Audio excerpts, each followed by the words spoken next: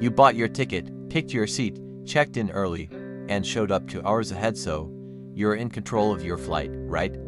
Not quite, because while you think you're just flying from point A to point B, the airline is orchestrating every move you make. From what gate you walk to how fast you board, even down to which snacks you crave before takeoff. It's not chaos, it's choreography, and it works best when you don't notice a thing. Let's start with something simple. Music. Ever wonder why boarding music sounds like a spa playlist? It's not random. Airlines carefully curate calm, slow-tempo tunes to regulate your heart rate and reduce tension in the cabin. Passengers who feel calm board faster, argue less, and settle in more quickly.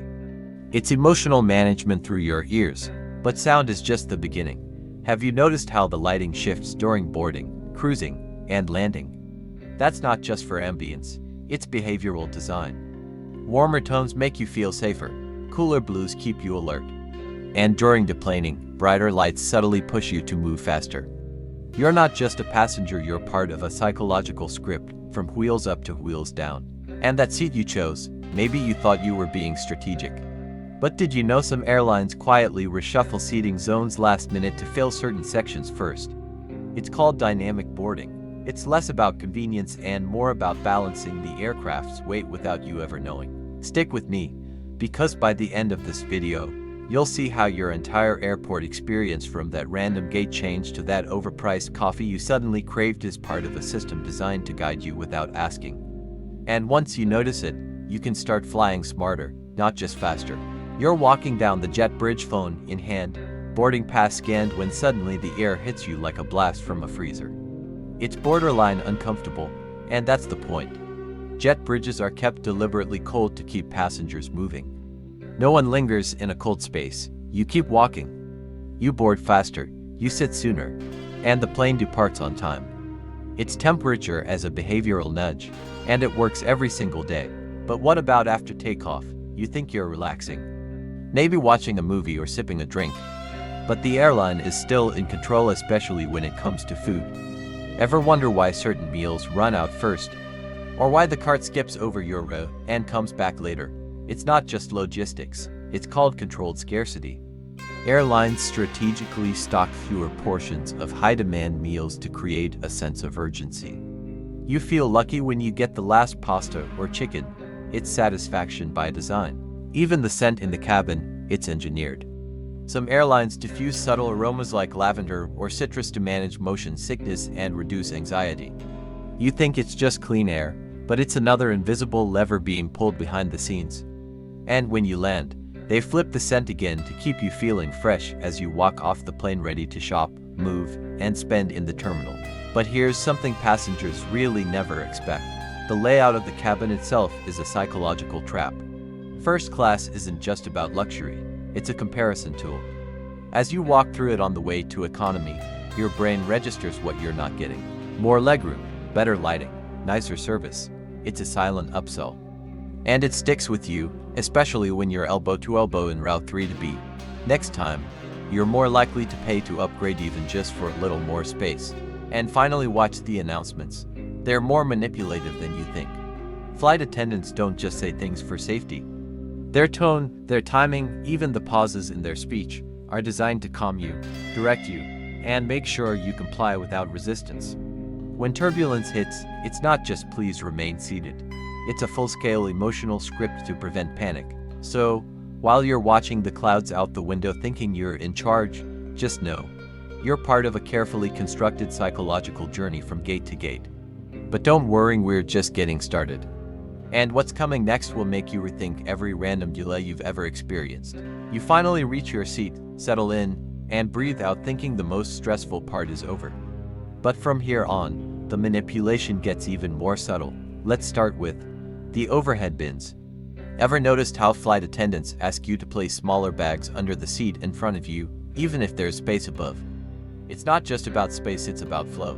Keeping overhead bins less crowded makes the cabin look more organized. It creates the illusion of efficiency. Passengers board with less anxiety, they follow instructions more easily. And the flight crew can spot problem bags faster. It's not about your comfort, it's about control. But let's go deeper. Lighting. Cabin lights aren't just turned on or off, they're color calibrated. During boarding, you get bright, cool-toned lights to keep you alert and moving. During takeoff and landing, they dim them not just for visibility outside, but to lower your stress levels and keep everyone calm. On red-eye flights, warm lighting to mimic sunset and prepare your body for sleep. It's artificial circadian manipulation. You're not just experiencing a flight. You're inside a light therapy session you didn't sign up for. Then comes the in-flight announcements, carefully scripted, intentionally vague. "We'll be landing shortly" doesn't mean 10 minutes. It could be 40, but it feels like progress. "We appreciate your patience" is a soft command. It tells you to stop complaining before you even start. These announcements aren't information, they're behavior management. Let's not forget about the seat design. You've probably cursed the guy in front of you for reclining. But did you know your seat was meant to create tension? Airline seats are tested to the millimeter to be just uncomfortable enough that you want to move, but not enough to revolt. Recline angles, tray heights, even armrest widths all tested to keep you from fully relaxing. Why? Because restless passengers move more, stretch more, drink more, buy more. Comfort isn't cost-effective, controlled discomfort is. Now here's a fun one: background noise. That soft hum you hear throughout the flight, that's not just engine sound. It's white noise pumped in intentionally to mask passenger chatter, crying babies, and other sounds that raise stress. Some airlines are even experimenting with low-frequency sound waves that reduce anxiety and make people sleepier.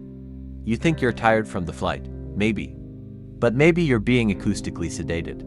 And right when you start feeling cozy, here comes the seatbelt sign. It flicks on mid-flight, but you didn't feel turbulence. Why? Because it's not always about safety. Sometimes it's a tool.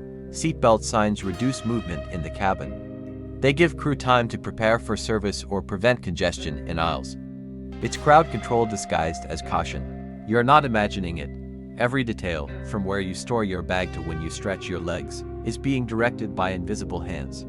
But the wildest part, you're complying and probably thanking them for it. Still think you're flying from a to be? Nah.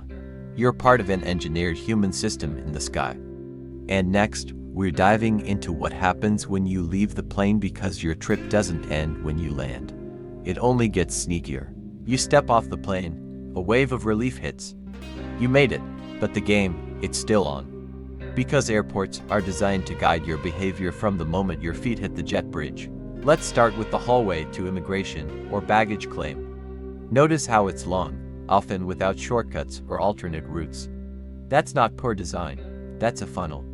Airports use these corridors to filter hundreds of passengers into controlled checkpoints without chaos. And while you walk, you're being monitored. Facial recognition cameras, behavioral tracking, even gait analysis systems in some countries. If you suddenly change direction or pace, that's flagged. Now you're at passport control. Ever wondered why some kiosks are open and others stay closed, even with long lines? It's intentional. The waiting itself is part of the plan. Crowds that move to quickly overwhelm baggage claim and customs. So, by slowing you down here, they manage pressure there, the stress you feel standing in line. It's carefully measured friction, just enough to keep you alert, but not angry. Speaking of baggage claim, here's a fact you probably didn't know. Carousel delays are often artificial. That's right. Your bags may be ready, but they're held to keep people from crowding the belts all at once. It's a crowd dispersal tactic. And while you wait, look around what's nearby. Ads, screens, shops, vending machines, and you're bored. You're tired. You're more likely to spend. See the pattern. Now pay attention to exit paths. Airports rarely give you a straight shot out. You're routed through winding hallways, glassed-in corridors, even stairs you don't need. Why? Because they extend your exposure to retail zones. Every extra minute walking past coffee kiosks, luggage shops, and souvenir racks increases purchase probability. The layout is a marketing maze and your wallet is the target. But there's another reason for this complex layout: containment. If there's ever a security alert, airports want to know exactly where people are and how the lockdown movement. So they build invisible choke point sections where security can trap crowds instantly. You think you're just following signs, but really, you're walking through a behavioral funnel. Let's talk about those arrival screens. You check your gate, maybe your connection, but those screens also track you. Some use embedded sensors to measure how long people look at flight data, which flights get more attention, even which screens are most ignored. That data feeds into layout decisions, ad placements, and even retail strategy. And here's something wild: smoking areas. In airports that still have them, they're usually hard to find, far away, and down multiple escalators. But that's by design. The longer the path, the more zones you pass, the more chances to be influenced, redirected, or spend. Oh, and that escalator music, it's not random. It's slow tempo, low volume instrumental by default. Because studies show it lowers aggression and makes people more patient in crowded spaces. You're not being calmed by accident. You're being engineered into calm. The bottom line, from landing to leaving, you're still inside a giant psychological machine. Every step is optimized not for your comfort, but for efficiency, profit, and control. And next, we're exposing the final layer. The one thing airlines and airports won't put in any manual: how you're subconsciously trained to behave better every time you fly. You think you're just getting better at flying. But you're not. You're being trained. Every scan, every shuffle, every delayed gate, every uncomfortable seat, it's part of a system. A system designed to make you faster, quieter, more compliant, less human, more predictable. And the scariest part, it works. You don't even notice it anymore. So next time you fly, ask yourself, are you traveling, or are you being managed?